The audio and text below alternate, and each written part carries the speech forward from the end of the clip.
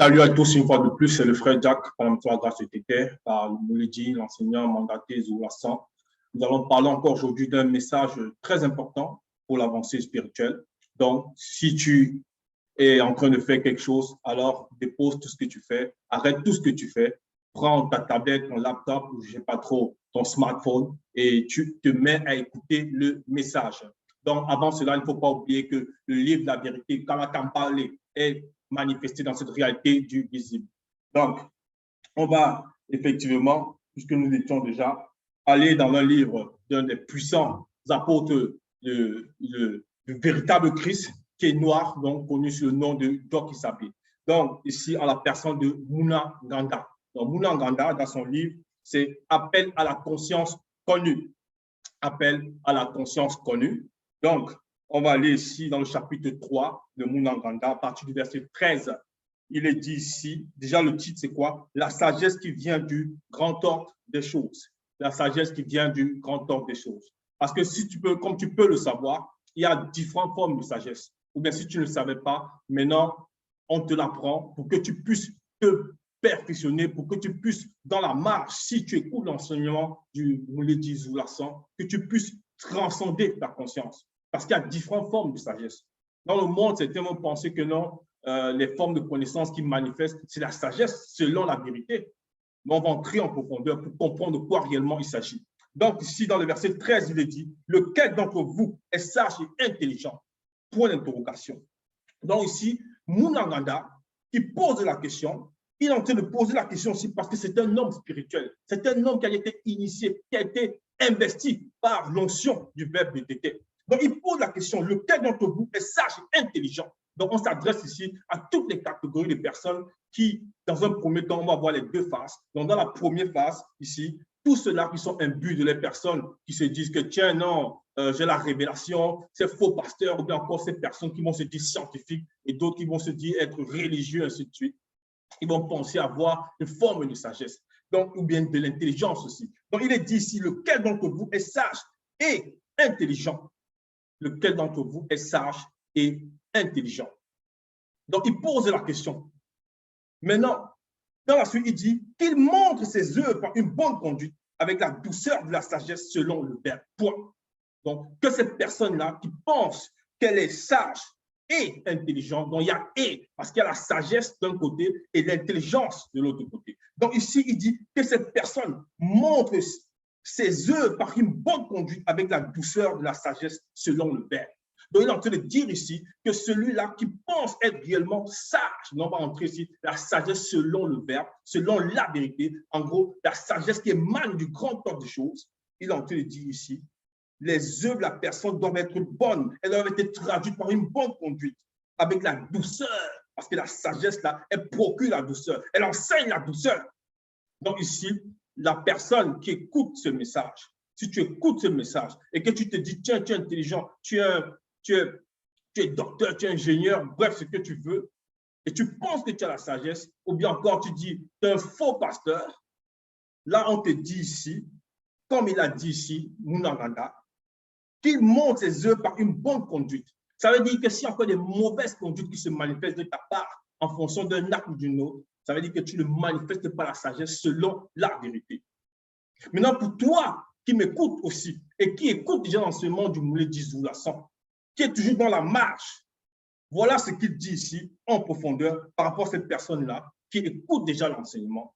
On va entrer ici dans la fenêtre, par la porte que notre apôtre Dieu qui s'avait connu sous le nom de Dalé, bon, dans les Bibles classiques, vous l'appelez Pierre. On va dire ici, donc pour celui qui écoute l'enseignement, il doit comprendre de quoi je parle. Il est dit ici dans Dalé 1, verset 37. Donc, dans Dalé 1, verset 37, voilà ce qu'il dit, là, dit Dalé, par rapport à ces personnes-là qui marchent déjà dans la vérité. Il dit, ayez une bonne conduite parmi les non-initiés, les blancs et les sans-mêlés. Point. Parce que ça aussi, c'est la sagesse. Avoir une bonne conduite, c'est respecter le verbe de Tété, c'est manifester les recommandations du verbe de Loba. Donc, c'est ça la sagesse. Parce que la bonne conduite, on dit bien bonne conduite, donc elle est bonne, et maintenant elle te conduit dans le chemin par la sagesse. Les pièges que le monde occupe vont tendre, tu vas les éviter par la sagesse qui provient du grand ordre des choses. Donc, dans la suite, il est dit Verset 14, on revient ici à Mounanganda, chapitre 3, verset 14, il est dit, mais si vous avez dans votre cœur un zèle amer et un esprit de dispute, ne vous glorifiez pas et ne mentez pas contre la vérité. Point. Donc ici, Mounanganda continue, bon, dans les Bibles classiques, beaucoup l'appellent sous le nom de Jacques. Donc, il est dit ici, mais si vous avez dans votre cœur un zèle amer, donc le cœur ici, ça va symboliser l'âme. Donc, c'est la personne en elle-même, donc elle-même, l'être, l'âme, elle ressent cette douleur-là, elle ressent ce zèle-là. Il dit bien ici, un zèle amer, donc ce qui n'est pas agréable, ce qui n'est pas bon même à ressentir, à manger. Donc, et un esprit de dispute, parce que l'esprit de dispute va se dissimuler, l'esprit de dispute va se manifester une fois qu'il voit la porte par rapport au zèle amer. Le zèle amer, ça peut être quoi? Ça peut être quelqu'un, par exemple, on va dire, il dit, pour celui qui pense, on va dire comme ça, il a écouté le message de l'enseignant mandaté une fois dans, on va dire, dans sa vie de leur visite. Et il dit, tiens, je vais propager aussi cette parole-là. Maintenant, il va aller propager pour sa gloire personnelle. Il va aller livrer des combats, c'est-à-dire, il va même parfois aller jusqu'à insulter les gens, aller jusqu'au combat, même on va dire même physique, charnel. Donc, c'est un zèle amer, parce que le verbe n'envoie pas aller lutter physiquement contre les personnes. Maintenant, quand on dit physiquement, le verbe n'interdit pas de se défendre si la personne est attaquée. Mais ici, on parle de celui-là qui va aller, avec un esprit de dispute, parce que l'esprit de dispute a vu que non, celui-là, il ne vient pas pour l'enseignement, il vient pour sa gloire personnelle, il vient pour chercher l'honneur des hommes. Donc, il va aller, dans chaque fois qu'il va aller, il va essayer de vouloir convertir les personnes par la force. Il va dire à sa famille, c'est-à-dire ses frères, ses sœurs, ou bien même au travail, si tu n'acceptes pas ça, tu vas me sentir, si tu ne veux pas ceci, tu vas voir cela. Donc, il va essayer de les convaincre par la force, dans la force physique, alors que c'est un débat, pas un débat, ça n'a pas un échange, mais le message arrive par l'esprit. Et donc la personne, logiquement, doit présenter selon la vérité. Et celui qui est en face, comme le moulin d'une Zoula sans nous enseigner, s'il apporte le message, lorsqu'il apporte le message, tel que tu l'as reçu, tel que je l'ai reçu, donc il n'est pas venu d'attacher par la force. Mais l'enseignement est venu, ça nous a percuté. Donc ça se passe comme ça. Donc celui-là, ici, il va venir avec un esprit de dispute. Donc, l'esprit de dispute-là va se manifester parce que non seulement il a ouvert d'autres portes encore. Dans la suite, il dit, ne vous glorifiez pas. C'est ce dont on parlait ici. Donc, il va se glorifier, il va chercher l'honneur, la gloire. Ça, c'est dans le cas de celui-là qui, on va dire, qui a écouté l'enseignement véritable et qui veut se l'approprier. Il ne va pas dire, tiens, on va dire, mais tiens, oh, mais tu as la grande connaissance, mais tu as la sagesse, mais d'où te sortent ces révélations? Il ne va pas dire, ça vient de Zoulassan. Il va dire non, laissez tranquille, c'est trop fort, c'est trop fort. Donc, voilà comment il va se manifester face aux gens. Et lorsqu'on va lui dire, mais ce n'est pas possible que tu puisses avoir des révélations, il va s'énerver, il va commencer à parler parfois avec des mots grossiers, donc il va devenir grossier. Il va sortir des grossièretés. Donc, ça, c'est une catégorie de personnes qui pensent avoir la sagesse, qui pensent avoir l'intelligence, mais tout ce qu'ils ont là, c'est un fruit de on va dire une connaissance qu'il a reçue. Maintenant, cette sagesse qu'il emploie là, c'est une sagesse diabolique, c'est une sagesse occulte. C'est une sagesse occulte. Mais son comportement va transmettre, va montrer réellement le front. Et on va voir comment ça se manifeste ici. On va aller dans le livre de Moulangwedi, dans Moulangwedi, donc par Monmon, vous le connaissez dans les Bibles classiques sous le nom de Salomon, dans Moulangwedi. Donc, on va aller dans Moulangwedi, chapitre 7. Moulangwedi, chapitre 7. On va lire au verset 9. Il est dit ici, ne te hâte pas en ton esprit de t'irriter selon le plaisir. Donc, celui-là, il va se hâter en son esprit de s'irriter. Dès qu'on va lui dire que non, mais tiens, mais ça, c'est une relation de Zoulassan. Ça ne vient pas de toi. Il va dire non, mais tu as pris ça où? Les faux pasteurs qui viennent dans les Facebook là pour écouter les messages. Ils vont mettre les pouces, ils vont essayer d'envoyer des choses qui vont à l'encontre de la vérité. Ils vont essayer de dénigrer le message, mais ils vont dire en même temps, waouh, il est trop fort. Ils donnent les révélations. Pour aller maintenant, eux, prendre ça, aller donner dans leurs fausses assemblées. On va dire, oh, pasteur, t'étais fort, pasteur. Donc, il va s'enorgueillir. Le jour maintenant qu'il va se faire rattraper, puisqu'ils se font tout rattraper par le verbe, par la vérité, il va s'irriter. Il va devenir colérique. Son esprit est déjà soumis à toute forme de catégorie de démons et on va dire, qui sont derrière toutes les formes de religion et d'autres formes de spiritualité, le kémétisme, le judaïsme, le christianisme, toutes ces formes, bien l'islam, tout ça, ce sont des abominations. Donc, ça peut être des imams, ça peut être des... Bref, comme ils s'appellent, tout ça, des faux pasteurs, des prophètes, des faux prophètes, ainsi de suite. Ils vont s'irriter. Là, on dit ici, ne te hâte pas ton esprit de t'irriter selon le visible, parce que c'est ce qu'eux, ils font. Donc, toi qui écoutes le message, qui apprends à suivre les ouverts et qui veut aussi propager la parole, qui veut aussi, selon ta conscience, présenter à d'autres personnes que tu souhaiterais qu'ils acceptent la vérité, comme tu as accepté. Donc, ici, il est dit, ne te hâte pas en ton esprit de t'irriter selon le visible, parce que tu peux t'irriter selon le spirituel. En cela, tu essaies de défendre ta foi, tu essaies de défendre, on va dire, la vérité, mais dans la sagesse. Voilà pourquoi on dit c'est selon le visible, c'est-à-dire celui-là qui est livré à lui-même, dans les pensées comme les faux pasteurs, comme les personnes jalouses, comme les personnes qui ont écouté le message et qui veulent maintenant montrer que ça vient d'eux. Dans la suite, il est dit, car l'irritation repose dans le cœur des insensés. Donc ici, on l'a dit, dans la personne de Mormon, il a révélé que ces personnes-là sont insensées, ces personnes n'ont pas de sens. Elles veulent vouloir contredire l'enseignant, elles veulent vouloir contredire le message. Donc les faux pasteurs, ils vont dans les débats, ils vont dire entre guillemets, les débats sur les plateaux télévisés, ils vont dire, ouais, mais l'Afrique a connu dans les temps jadis, selon eux, un temps prospère. Ils vont dire, non, on ne veut pas de Jésus, on ne veut pas de Mahomet, on ne veut pas de ceci. Mais ils vont dire, rentrez, ils vont s'adresser comme ça aux gens, rentrez dans le culte de l'Égypte antique. Donc, c'est ça. C'est de ça qu'il s'agit. Donc, lorsqu'on revient ici dans le livre de Mulanganda, c'est-à-dire Jack, Mulanganda chapitre 3, on va continuer dans Mulanganda chapitre 3.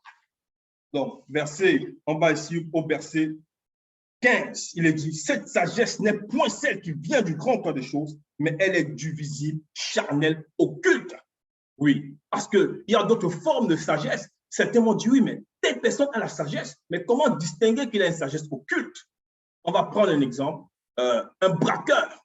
Un braqueur, il a ses acolytes, des personnes avec qui ils vont aller faire du mal, ils vont aller dérober quelque chose qui ne leur appartient pas. Il va leur dire, tiens, pour que leur plan réussisse, il va dire à ses acolytes, allons à une heure tardive, dans un lieu où il y a très peu de personnes, un lieu très peu fréquenté.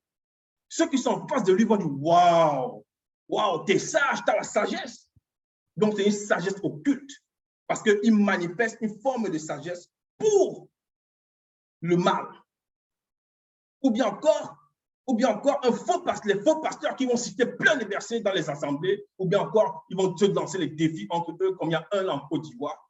Il va appeler les gens, il va amener la foule pour sa gloire, ils vont commencer à citer les versets qu'ils ont mémorisés, ils ne comprennent même pas les sens. Les gens vont dire, waouh, ils ont la sagesse. Ils ont la sagesse. Ça, c'est une sagesse occulte. Ou bien encore, une femme qui va voir, selon elle, sa copine, elle va dire, tiens, ma copine, il ne faut jamais laisser, ou bien il faut sortir de temps en temps avec ton époux. Elle va dire cela.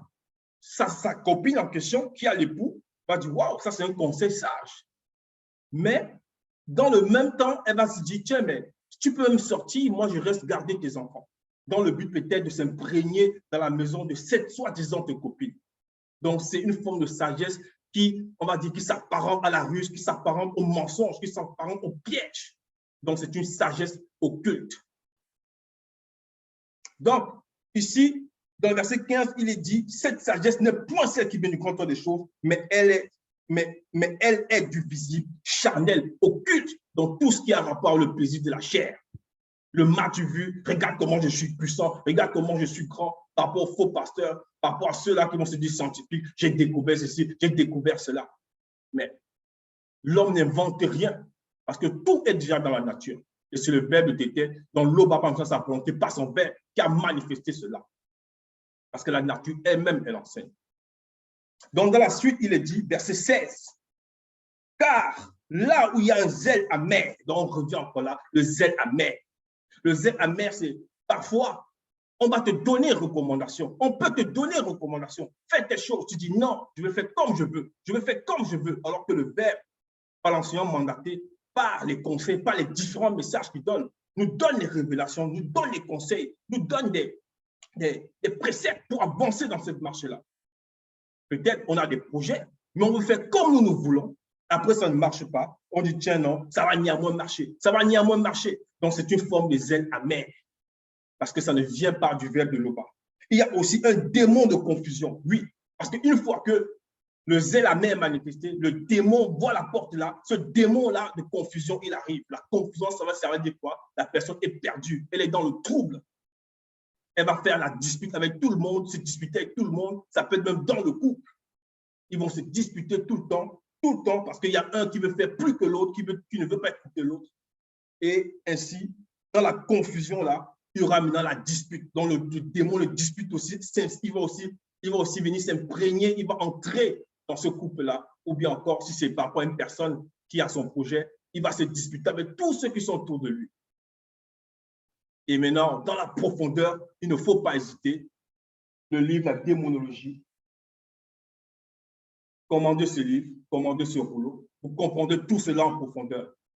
Donc, dans la suite, il est dit,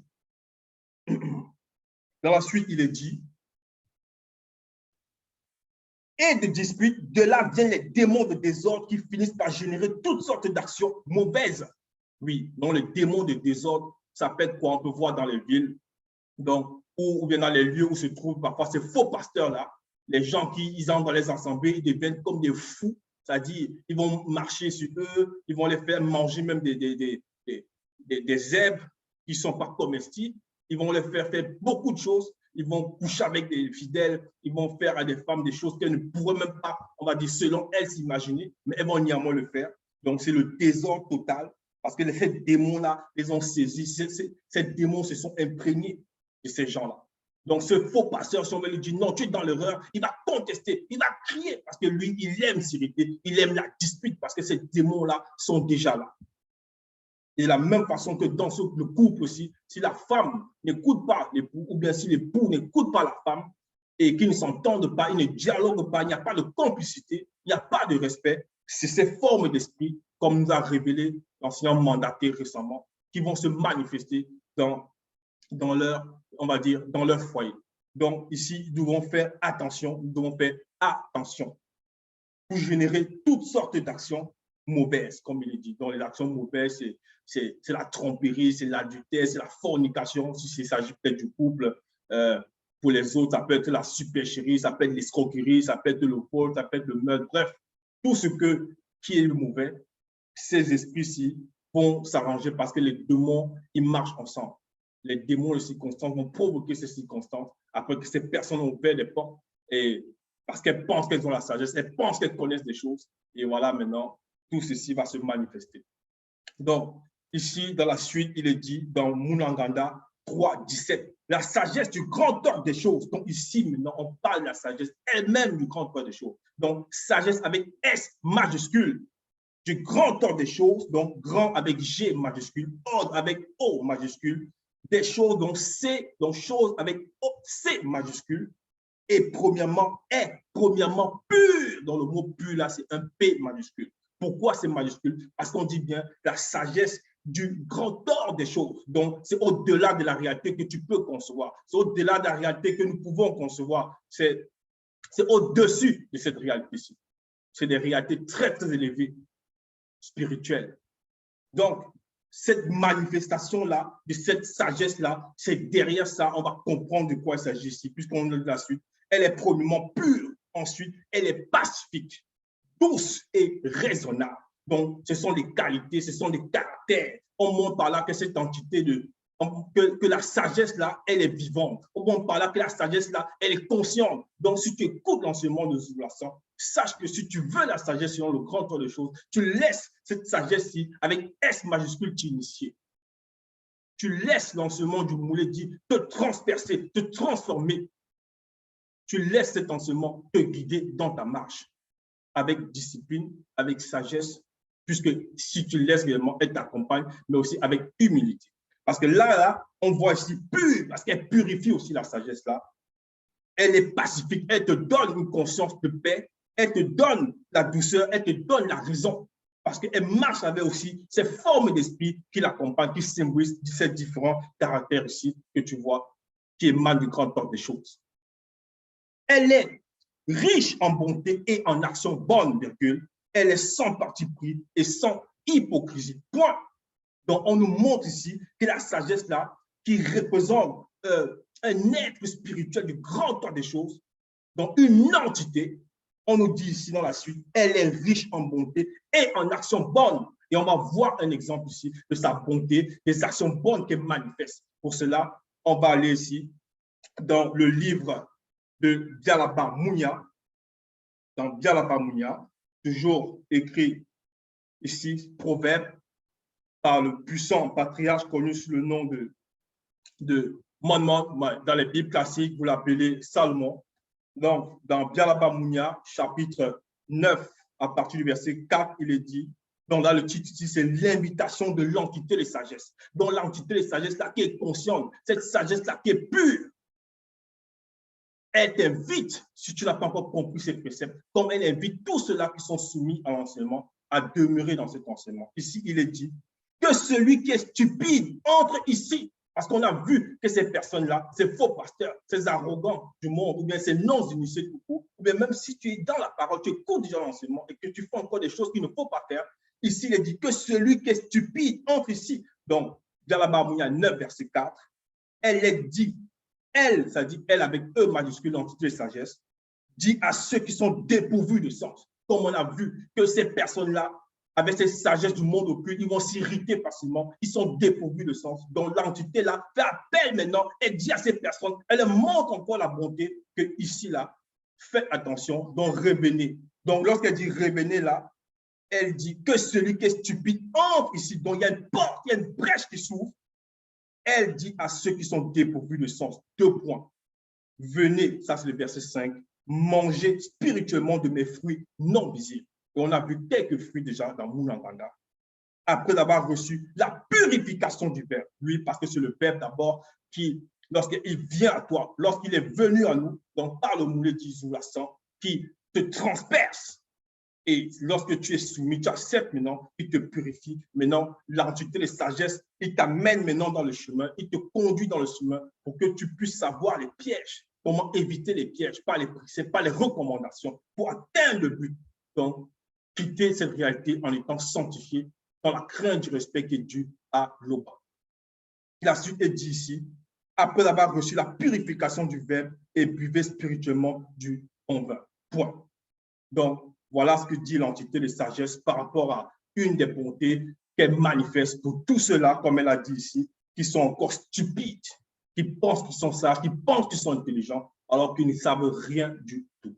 Donc, on va revenir ici dans le livre de Moulanganda. Moulanganda, chapitre 3, verset 18, il est dit, le fruit de la justice. Donc, comme l'entité sage a dit, elle a différents fruits. Et cette personne-là qui accepte l'enseignement, qui laisse vraiment le Verbe la transformer, la transcender dans l'humilité, l'entité sagesse lui donne différents fruits. Ici, elle dit le fruit de la justice. Elle s'émet dans la paix. Donc, elle enseigne à ceux-là qui vont vouloir peut-être s'approprier du message pour vouloir, selon eux, soi-disant, convertir d'autres personnes par la force, par la ruse, en mentant, ainsi de suite. Il leur dit ici, c'est dans la paix. Parce que Essombé, là, on se dit, on n'a pas lutté contre la chair et le sang. Donc, ça veut dire que pour propager, déjà, il faut le faire avec sagesse, avec discernement. Maintenant, les combats spirituels, ça existe. Il faut se défendre. Si on attaque notre foi, il faut se défendre. Oui, mais ne pas aller physiquement dans un premier temps. Maintenant, si on t'attaque aussi physiquement dans la réalité physique, tu peux te défendre. Ça, c'est ce qu'on appelle ici la légitime défense. Et le Verbe autorise cela. Le fruit de la justice est sémé dans la paix par ceux qui recherchent la paix selon le Verbe. Point.